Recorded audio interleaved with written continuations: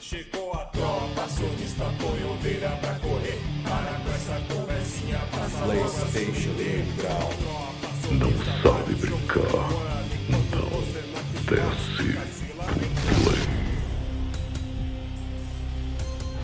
Quer dizer então que você ficou criticando o serviço durante esses anos todos e agora você está aí elogiando a Plus que a Sony acabou de anunciar? Um oferecimento GVG Mall. Saia da mendigagem e adquira seu Windows por menos de R$90 ou Office 2021 por menos de 300. Basta usar o cupom JE20 na sua compra e selecionar o PayPal, que tem a menor taxa de apenas R$2. Expulse o cracudo do seu PC ativando a chave no seu próprio Windows. Links na descrição. Fala aí galera, sejam todos bem-vindos ao canal. Estamos aqui em mais um vídeo aqui para vocês e hoje vamos abordar um assunto que é atemporal, né? Estamos aí nessa nova fase onde a Sony decidiu responder ao tão famoso Game Pass da Microsoft. E é óbvio que quando se trata de mercado, né, você como consumidor vai analisar um lado e o outro lado e fazer as suas ponderações. Agora, quando se trata de Flame ou Console War, rapaz, aí o negócio é um pouco mais complicado. Eu sempre falei aqui no canal que eu não vejo nada demais na zoeira de console, porque, na minha opinião, é uma coisa até sadia até certo ponto, porque instiga, né, muitas vezes a galera a pesquisar mais os assuntos, instiga a galera a muitas vezes prestar mais atenção nos detalhes. Eu acho que o público da zoeira de console é um público muito mais antenado do que o público casual da maioria dos canais que a gente vê aí na internet, né?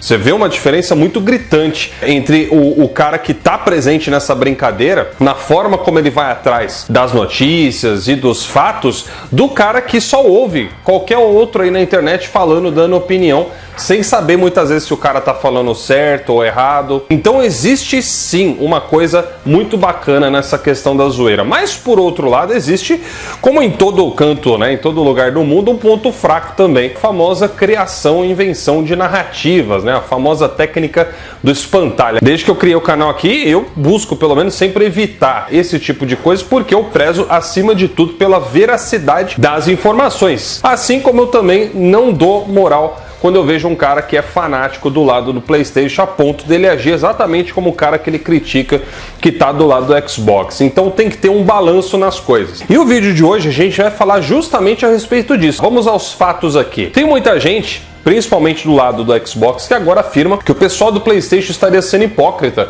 por estar hypando ou elogiando o serviço da Sony. Eu mesmo estou fazendo isso aqui no canal porque eu vejo que há uma grande acessibilidade. E será que isso vai contra, por exemplo, ao que os criadores de conteúdo, pelo menos da minha parte, sempre falaram aqui para vocês? Eu só posso dizer isso de duas formas. Primeiro, mostrando algum material meu de lá do passado que fala a respeito disso, que inclusive já tá aqui. Já deixei separado um vídeo que eu achei meu lá de 2018. Da virada de 2017 para 2018. Vocês devem até se lembrar, foi quando eu fiz uma cirurgia nessa orelha aqui, né, que eu tava com a orelha inchadona naquela época gravando os vídeos, onde eu falava justamente a respeito do Game Pass, quando a Microsoft confirmou, por exemplo, que ia colocar os jogos Day One. Tem um momento nesse vídeo que eu vou até deixar passar aqui agora para vocês verem. Olha só a opinião que eu tinha sobre serviço da Microsoft lá no começo de 2018, que é uma época muito recente, né, quando isso tudo começou. Se liga só no que eu falo nesse trecho aqui. É lógico, eu não estou dizendo que isso seja ruim para os jogadores, seria muito bacana você assinar em um serviço que custa aí o que, uns R$30 por mês, ou seja, por ano dá aí uns R$360, quase 400 aí na média,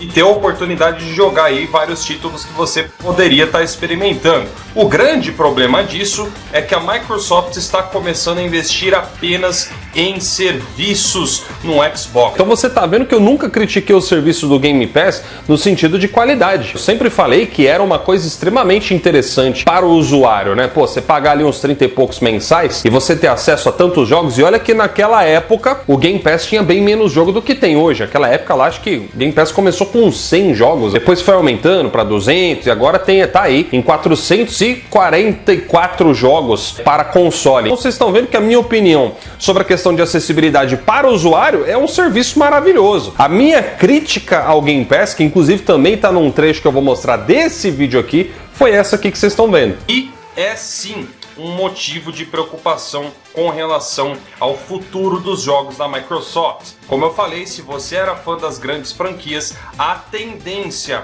é que esse investimento ele agora seja ainda menor do que tem sido ultimamente. Afinal de contas, é meio difícil de acreditar que a Microsoft realmente esteja se dedicando tanto à sua área de games, onde você não vê quase nenhum jogo de peso AAA saindo para o Xbox. E os jogos que já estão saindo mais parecem um jogo de smartphone de baixo investimento do que realmente um jogo de grande investimento, como os da concorrência, como a Sony e a Nintendo. Então, como vocês acabaram de ouvir com seus próprios ouvidos e ver com seus próprios olhos, a minha crítica desde aquela época continua exatamente a mesma que eu faço hoje. E apesar de eu, por exemplo, aqui ter elogiado, né, o posicionamento da Sony com relação ao serviço, eu mantive a mesma crítica. Continuo sendo contra colocar exclusivo da plataforma Day One no serviço, porque não bate a conta, né? A própria Sony já deixou claro que a qualidade vai se perder. Se você está duvidando da Sony, então vamos pegar uma empresa que está num território neutro, a Rockstar. Os próprios caras da Rockstar já falaram, isso foi ano passado, tá? Que os jogos que a Rockstar faz não se bancam em serviços como o Game Pass. O Game Pass não consegue pagar o custo de produção, né, a perspectiva de lucro que os caras precisam ter. Não sou eu que estou dizendo. E tem executivo da Sony, que é o próprio Shawn Layden, ou ex-executivo, que já falou que para esses tipos de serviço conseguir bancar, né, jogos desse tipo constantemente, como a Sony faz vários jogos aí de grande porte aí sendo lançados, seria necessário um número de assinantes muito grande aí, na casa acho que de uns 150, 200 milhões, né, que o Shawn Layden falou na época, agora eu já não lembro mais, mas acho que era por volta disso daí. E como que tá hoje a questão de serviços? Game Pass tem um pouco mais ali de 25 milhões, pelo que parece. Prestem bem atenção no que eu tô falando, em 5 anos de existência o Game Pass chegou a 25 milhões. Não tô dizendo que seja o número ruim, mas quanto tempo mais vai precisar até conseguir chegar nos 100, nos 200 milhões. Na grande maioria dos casos, os jogos que saem Day One no Game Pass são de menor porte, são de empresas de menor porte. São empresas muitas vezes que estão fazendo seus jogos indie, e para o estúdio onde o jogo é pequeno, isso aí pode compensar demais em termos de ganhos para eles. Mas aqui nós estamos falando dos jogos grandes, aqueles jogos que fazem você querer comprar o seu console. E aí a gente entra no segundo ponto, né, que é uma distorção completa da narrativa, que é justamente algumas dessas pessoas querendo criticar os fãs de PlayStation, dizendo que agora eles estão hypando o jogo velho, quando no Xbox isso não valia. Mas pera lá, a crítica com relação aos jogos do Game Pass, os jogos mais velhos, era porque a Microsoft estava utilizando retrocompatibilidade para ficar tapando buraco no Xbox. Não adianta você querer ficar negando, não, porque isso é fato, você gostando ou não. A Microsoft parou de lançar jogos de peso com a mesma constância que ela tinha antes do lançamento do Game Pass. Isso é um fato. Você pode querer bater o pé no chão, teimar, falar que o Game Pass não teve culpa nenhuma disso. Mas é aquela coisa, né? Uma imagem vale mais do que 1000 palavras. Teria que ser muita coincidência, né? Mas muita coincidência mesmo a qualidade dos games ter decaído depois do lançamento do Game Pass. State of Decay 2, Sea of Thieves, Crackdown 3, o famoso Battletoads, que a Microsoft simplesmente estragou, arruinou completamente. E dentre esses montantes de jogos baixa renda é que aparecia um ou outros de maior porte. Não vem falar de retro pro fã de PlayStation não, porque você pode ter certeza que o fã de PlayStation entende muito mais de retro. Esse cara aqui já existia antes do primeiro modelo do Xbox, e ele trouxe a primeira retro dos consoles do PlayStation. Rodava quase tudo do PlayStation 1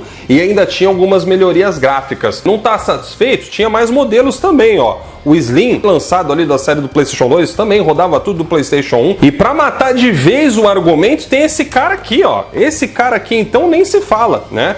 Um dos primeiros modelos do PlayStation 3, esse daqui é o Sash, né, que foi a segunda versão. A retrocompatibilidade dele era através de emulação por software, né, e rodava também os jogos de PlayStation 2, PlayStation 1, com melhorias. Por mais que hoje a Sony não trate a retro como ela já tratou um dia, O dono de PlayStation manja disso muito mais do que você que está no Xbox hoje. E a gente tem consciência do valor que uma retro tem. Agora, a gente também sabe que a retro nunca vai substituir a geração vigente. Eu não comprei o PlayStation 5 para focar em jogos de retrocompatibilidade. É natural que às vezes no primeiro ano, no máximo ali, acho que no segundo ano de geração, a gente ainda acabe jogando um pouco mais de retro, porque não vai ter a mesma quantidade de jogos ou mais para uma plataforma que acabou de ser lançada do que a plataforma anterior que acabou de ser substituída. É óbvio que ali vai ter muito mais jogo. Agora, no decorrer da vida do console, aí sim, a história é outra. Esse novo serviço da Plus, se a Sony resolvesse pegar e ficar só focando em jogo retro ali, mas não lançasse exclusivo novo, não tivesse lançamento de peso,